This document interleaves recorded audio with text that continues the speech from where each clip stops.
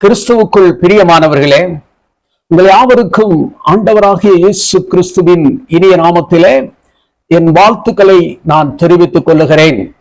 உங்களோடு கூட அமைதி காலம் என்று சொல்லப்படுகிறதான அந்த 400 ஆண்டுகளை குறித்து நாம் பார்த்து வருகிறோம். இப்பொழுது இறுதி பகுதியாக, அதாவது 5வது பகுதியாக இந்த 400 ஆண்டு காலம் இடைவெளியை பற்றி உங்களோடு கூட பகிர்ந்து கொள்ள ஆசைப்படுகிறேன். புவிசார் அரசியல் ரீதியாகவும் கலாச்சார ரீதியாகவும் 2 ஏற்பாடுகளுக்கு இடையில் மாற்றங்கள் இருந்தன என்பதை நாம் முன்னே பார்த்தோம். இந்த நேரத்தில் உலகை ஆளுவது யார் என்று பார்த்தால் அது ரோமானியர்கள் ஆளுகிறார்கள். ஆட்சி ரோமானிய ஆட்சி, ஆனாலும் கலாச்சாரம் கிரேக்க கலாச்சாரமாகவே அந்த எல்லா பகுதிகளிலும் இருக்கிறது. கிரேக்கம் பொதுமொழியாக இருக்கிறது. அனைவரும் புரிந்து கொள்ளும் மொழியாக லிங்குவா பிராங்கா கிரேக்கம் உள்ளது. இந்த மொழி எல்லா இடங்களிலும் பேசப்படுகிற மொழியாக அந்த நாட்களிலே இருந்தது. புதிய ஏற்பாட்டு காலத்தில், பழங்காலத்தில் பிரதான மக்கள் அடிப்படையிலே 3 பகுதிகளே இருந்தன. அதாவது பாபிலோன், ரோம் மற்றும் எகிப்து ஆகும். இதில் முக்கியமாக மகா அலெக்சாண்டர், அவரால் உருவாக்கப்பட்ட அலெக்சாண்ட்ரியா என்று அழைக்கப்படும் நகரம் முக்கியமானது. யூதர்கள் ஒரு குழுவாக எகிப்துக்கு சென்றார்கள். கிமு 586 தேவாலயம், எருசலேமின் தேவாலயம் முற்றிலுமாக இடித்து தரைமட்டமாக்கப்பட்டு எரிக்கப்பட்டது. அந்த நேரத்திலே தப்பி ஒரு சிறிய குழு ஓடி சென்று தஞ்சமடைந்த நகரங்களில் இந்த அலெக்சாண்ட்ரியா நகரம் முக்கியமானது. உண்மையிலே புதிய ஏற்பாட்டின் போது சுமார் 10 லட்சம் யூதர்கள் இந்த அலெக்சாண்ட்ரியா நகரிலே வசித்து வந்திருக்கிறார்கள். அலெக்சாண்டர் இந்த நகரத்தை உருவாக்கினார். அவர் யூதர்களுக்கு ஆதரவு அளித்தார். நகரத்தின் மக்கள் தொகையில் பாதி பேர் யூதர்களாக இருந்தார்கள். இயேசுவின் காலத்திலும் 10 லட்சம் யூதர்கள் எகிப்திலே இருந்ததாக வரலாற்று ஆசிரியர்கள் குறிப்பிடுகிறார்கள். அதில் இயேசுவும் ஒருவர். அவர் ஏரோது காலத்தில் எகிப்தில் இருந்தார். யோசேப்பும் மரியாளும் இயேசுவை எடுத்துக்கொண்டு எகிப்துக்கு சென்று ஏரோது மரணமடையும் வரை அங்கே இருந்தார்கள். எகிப்திலே 10 லட்சத்திற்கும் அதிகமான யூதர்கள் இருந்தார்கள். எல்லோரும் கிரேக்க மொழியை பேசுகிறார்கள். யூத மக்களிடம் எபிரேய வேத வசனங்கள் இருக்கிறது. ஆனால் எல்லோரும் கிரேக்க மொழி பேசுவதாகவே இருக்கிறார்கள். புதிய தலைமுறையினர் அனைவருமே கிரேக்க மொழியை பேசுகிறார்கள். எபிரேய மொழியை பேசுபவர்கள் மிகவும் சொற்பமானவர்களாய் போய்விட்டார்கள். பொதுவாக எபிரேய மொழி வழக்கத்தில் இல்லாத ஒரு மொழி போல ஆகிவிட்டது. எபிரேய மொழியில் உள்ள வேதாகமத்தை கிரேக்க மொழியில் மொழியாக்கம் செய்ய வேண்டிய தேவை அந்நாட்களிலே ஏற்பட்டது. டாலமி மன்னர்களில் ஒருவன், டாலமி பிலடெல்பஸ் என்கிறதான அந்த மன்னன் யூத அறிஞர்கள் வேதாகமத்தை கிரேக்க மொழியில் மொழிபெயர்க்க அனுமதி அளித்தான். மோசேயின் முதல் 5 புத்தகங்கள் கிரேக்க மொழியிலே மொழிபெயர்த்தார்கள். முழு பழைய ஏற்பாட்டையும் மொழிபெயர்க்க பல ஆண்டுகள் ஆனது. முற்றிலும் முடிக்க 1 நூற்றாண்டு காலம் எடுத்துக்கொண்டது. எபிரேய மொழியில் உள்ள பழைய ஏற்பாடு கிரேக்க மொழியிலே மொழிபெயர்க்கப்பட்டது. அது செப்டுவஜென்ட் என்று அழைக்கப்படுகிறது. வேதாகமத்தின் செப்டுவஜென்ட் என்ற பதிப்பு அதை இயேசு படித்தார், அப்போஸ்தலர்கள் படித்தார்கள். புதிய ஏற்பாட்டிலே மேற்கோள் காட்டப்பட்டிருக்கிற பழைய ஏற்பாட்டு பகுதிகள் எல்லாம் இந்த கிரேக்க மொழிபெயர்ப்பான செப்டுவஜென்டில் இருந்து எடுத்து மேற்கோள் காட்டப்பட்டவை. கிரேக்க மொழிபெயர்ப்பான செப்டுவஜென்டிற்கும் மூலமொழியான எபிரேயம் பழைய ஏற்பாட்டிற்கும் பொருள் மிக மிக குறைந்தளவே வேறுபாடு உள்ளதாக இருந்தது. இப்போது யூதேயா தேசத்திற்கு திரும்புவோம். இங்கு இயேசு பிறந்திருக்கிறார். அப்போஸ்தலர்கள் வாழ்ந்த இடம். இந்த பகுதியிலே பல கலாச்சார மக்கள் இருக்கிறார்கள். ரோமானிய குடியுரிமை, கிரேக்க கலாச்சாரம், ஜெப ஆலயங்களில் எபிரேய மொழி, மக்களிடம் ரோமானிய, கிரேக்க மற்றும் எபிரேய கலாச்சாரங்கள் ஒன்றாக கலந்திருந்த காலம் அது. ஏன் ஏற்பட்டது? பழைய ஏற்பாட்டு காலத்திலிருந்து இது புதிய ஏற்பாடு சற்றே வேறுபட்டு இருக்கிறது. பிலாத்து சிலுவையிலே ஒரு அடையாளத்தை வைக்க வேண்டியது இருந்தது. இவர் நஸ்ரேனாகிய இயேசு கிறிஸ்து யூதரின் ராஜா என்று லத்தீன், கிரேக்க, எபிரேய மொழிகளில் எழுதி வைத்தார். காரணம், மக்கள் இந்த 3 மொழிகளை பெருவாரியாக பேசினார்கள். இப்போது மத ரீதியாக பார்ப்போம். கிமு 586 யூத மதத்தை பற்றி பார்ப்போம். தேவாலயம் இடிக்கப்பட்டு விட்டது. எருசலேம் சுட்டரிக்கப்பட்டு விட்டது. தானியேலும் அவரது நண்பர்கள் ஒரு கூட்டமாக பாபிலோனுக்கு முதலில் சிறைப்பட்டு போனார்கள். அதற்கு பின் ஒவ்வொரு குழுவாக யூதர்கள் ஏறத்தாழ எல்லோருமே பாபிலோனுக்கு நேபுகாத்நேச்சரினாலே அடிமைகளாக சிறைப்பட்டு கொண்டு போய்விட்டார்கள். தேசத்திலே சொற்ப ஜனங்கள், ஏழை பாலைகள் என்று சொல்லப்படுகிற சொற்ப ஜனங்கள் மாத்திரமே தேசத்திலே இருந்தார்கள். பாபிலோனிலே தேவ ஆலயம் இல்லை. முழு யூதர்களும் பாபிலோனுக்கு இப்ப சிறைப்பட்டு போய்விட்டார்கள். பாபிலோனிலே யூதர்களுக்கு தேவாலயம் இல்லை. இப்போது யூதர்கள் வேறொரு மதத்தை பின்பற்ற முடியாது. மற்ற சடங்குகளை கடைபிடிக்க முடியாது. பாவ மன்னிப்புக்காக பழி செலுத்த வேண்டும் என்றாலும் தேவாலயங்கள் இல்லை, பலிபீடங்கள் இல்லை. யூதர்கள் மத சடங்குகளை பின்பற்ற முடியாதவர்களாய் இப்போது இருக்கிறார்கள். யூதர்கள் ஒரு முடிவுக்கு வருகிறார்கள். தங்களுக்கு கொடுக்கப்பட்ட தோராவை, அதாவது நியாயப்பிரமாண சட்டங்களை, அதாவது மோசே எழுதின 5 ஆகமங்களைத்தான் அவர்கள் தோரா என்று சொல்லுகிறார்கள். இதை அவர்கள் வாசிக்க தொடங்கிவிட்டார்கள். இதனால் ஜெப ஆலயம் என்கிற ஒரு ஆலயத்தை அவர்கள் அமைக்க முன் வந்தார்கள். பழைய ஏற்பாட்டில் ஜெப ஆலயத்தை பற்றி நாம் ஒருபோதும் படிப்பதில்லை. வழிபாட்டிற்காக ஜெப ஆலயத்திற்கு அவர்கள் இடம்பெயரக்கூடிய சூழ்நிலை. இப்போது பாபிலோனிலே ஜெப ஆலயங்கள் தொடங்குகிறார்கள். அதற்கு சினகாக் என்பது கிரேக்க வார்த்தை. அதற்கு ஒன்று கூடுதல் என்று பொருள், அல்லது ஒன்று சேருதல் என்று பொருள்.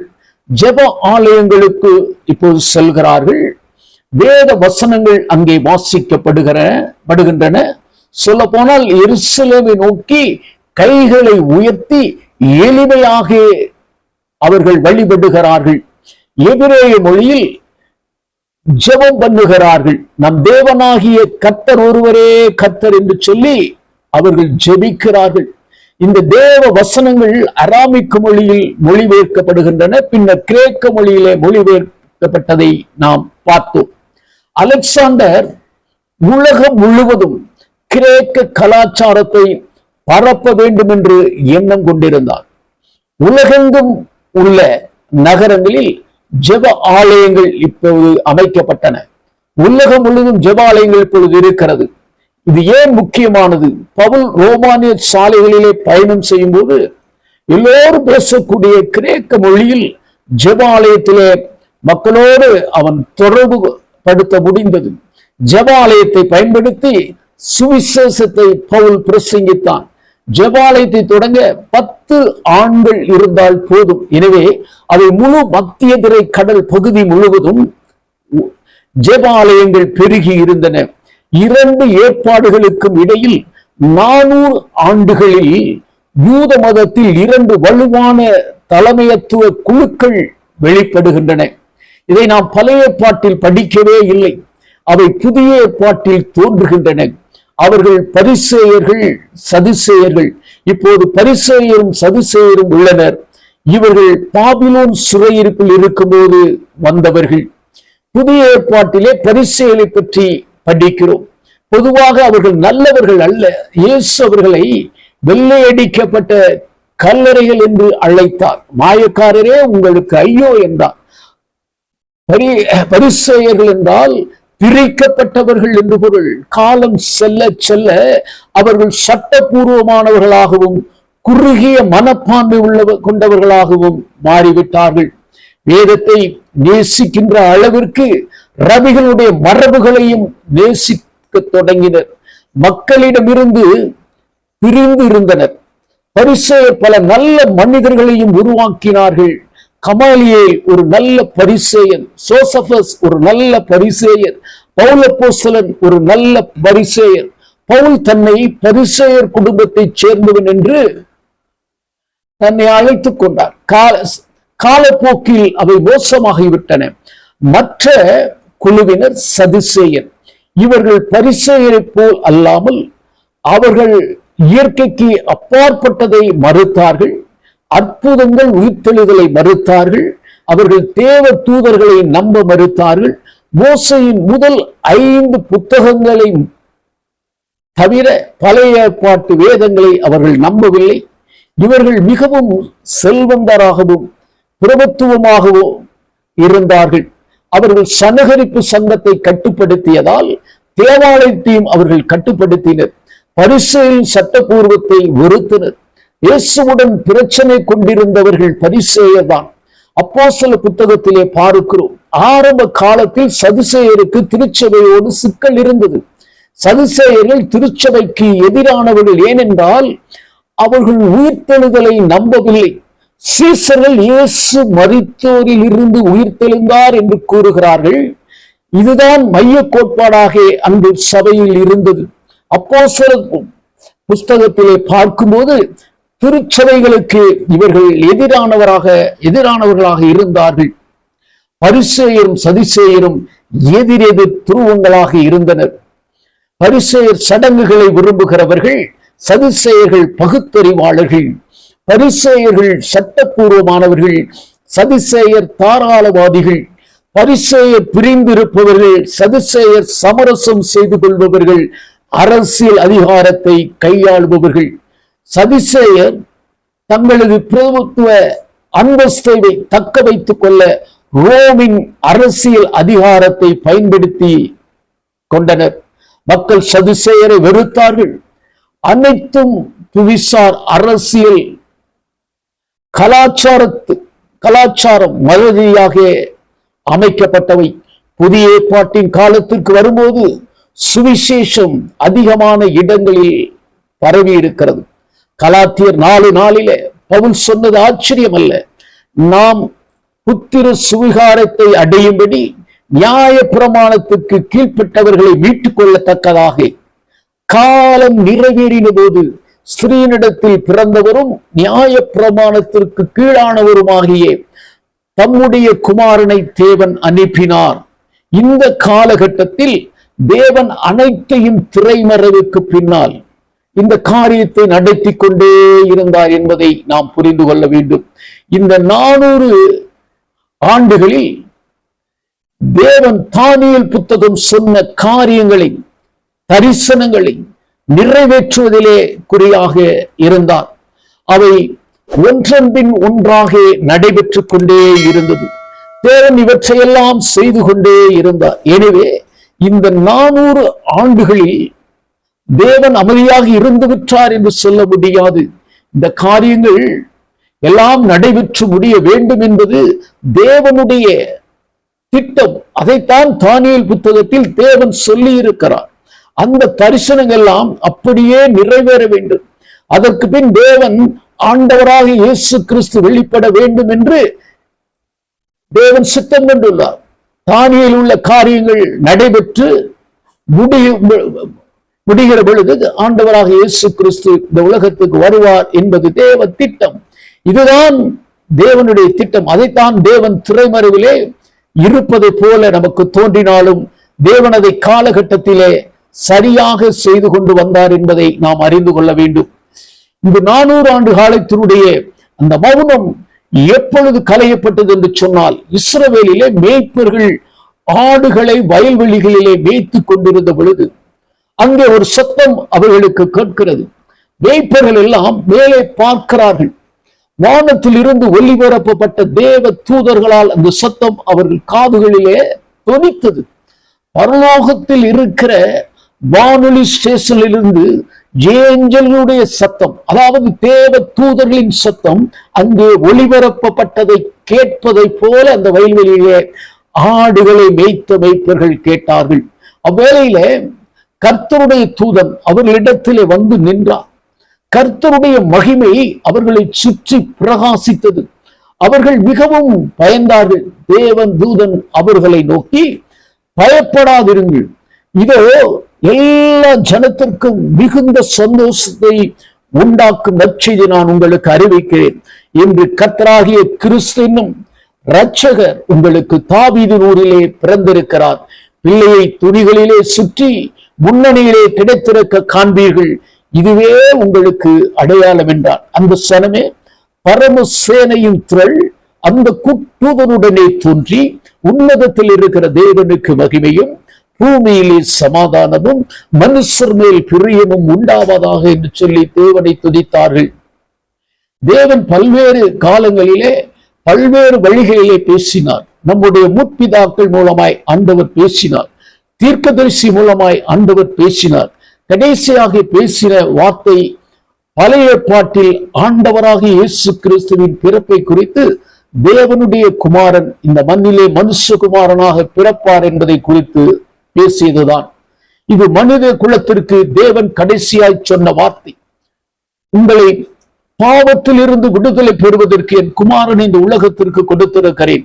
மல்கியா தொடங்கி மத்தேயு வரை உள்ள இடைப்பட்ட காலம் 400 ஆண்டுகள் இப்பொழுது நிறைவு பெற்றது.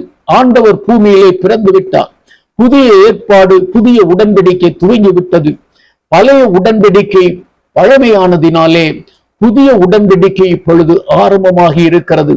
கர்த்தர் புதிய உடன்படிக்கையை நமக்கு கொடுத்து ஆண்டவராக இயேசு கிறிஸ்துவின் மூலம் அதை செயல்படுத்துவதற்கு தேவன் தம்முடைய பாவங்களையும் அக்கிரமங்களையும் சிலுவையில் சுமந்து நம்மை அவருடைய ஜனங்களாய், ஆசிரிய ராஜாக்களின் கூட்டமாய், தம்முடைய பிள்ளைகளாய் அவருக்கு ஊழியம் செய்வதற்காக பரலோகத்திலே நமக்காக இடத்தை ஆயத்தப்படுத்துவதற்காய், நம்மை எல்லாம் அங்கு கொண்டு சேர்ப்பதற்காய் இந்த பூமியிலே பிறந்த நம்முடைய பாவங்கள் எல்லாவற்றையும் சிலுவையில் சுமந்து தீர்த்து பரலோகத்திற்கு எடுத்துக் கொள்ளப்பட்டு இந்த நாளிலே நமக்காக அவர் ஆயத்தங்களை செய்து கொண்டிருக்கிறார். ஒருவேளை இறுதியான ஆயத்தமாக அது இருக்கலாம். பைனல் டச் அப் என்று சொல்லுகிறார்களே, ஒரு வீட்டை கிரக பிரவேசம் செய்து உள்ளே பிரவேசிப்பதற்கு எல்லா பணிகளும் முடிந்து, பெயிண்டிங் வேலையெல்லாம் முடிந்து, அதுபடியே சில வேலைகள் முடித்து அந்த வீட்டிற்கு குடிபோகிற நாள் நெருங்குகிறதை போல ஆண்டவர் எல்லாவற்றையும் முடிவுக்கு கொண்டு வந்து விட்டார் என்பதை நாம் உணர்ந்து கொள்ள வேண்டும். அதனால்தான் தேவனுடைய வருகை சமீபமாய் இருக்கிறது என்று வேதாகமம் சொல்லுகிறது. பிரியமானவர்களே, இப்போது நாம் புதிய ஏற்பாட்டு காலத்தில் இருக்கிறோம். தானியேல் புத்தகத்தில் உள்ள தரிசனங்கள் எல்லாம் நிறைவேறிவிட்டனவா என்றால் இல்லை. அதில் இன்னும் கொஞ்சம் இருக்கிறதவை புதிய வெளிப்படுத்த விசேஷ காலங்களிலே அது நடைபெறும். நாம் அடுத்து தானியேல் புஸ்தகத்தை ஆராயும் பொழுது, படிக்கும் பொழுது இன்னும் விரிவாக இந்த காலகட்டத்தை குறித்து நாம் பார்ப்போம். கர்த்தர் தாமே இந்த